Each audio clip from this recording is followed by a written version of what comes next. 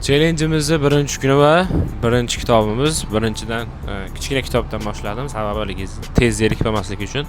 Bu kitobda bir yaqin akamiz, o'zimizning hamkorimiz sovg'a qilgandi. Haqiqatan zo'r kitob ekan. Bu kitobda ichida asosiy o'rgangan narsam doim qiladigan ishlarimizni albatta planlashtirish va qog'ozga tushirish kerak. Bu narsani o'rgandim birinchisi va ikkinchisi doimiy kun boshlaganda birinchi o'rinda qiyin ishlardan boshlash kerak.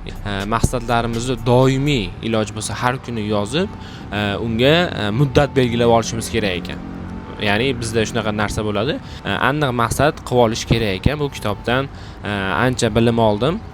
Ishlarini vaqtida qilolmayib turgan insonlarga ushbu kitobni o'qishni tavsiya qilaman. Albatta, xudo xolasa bu kitobni o'qiganingizdan keyin ancha ishlaringizni joy-joyiga qo'yib olasiz. Bugun challenge'imizni birinchi kuni ham tugadi. 100 bet kitobni o'qib bo'ldik. Xudo xolasa ertaga qaysi kitobni o'qiylik, izohlarda o'z fikringizni yozib qoldiring. Eng ko'p yozilgan kitobni tanlab, o'sha kitobdan 100 bet o'qishni boshlaymiz. Sahifamga obuna bo'lish esdan chiqmasin.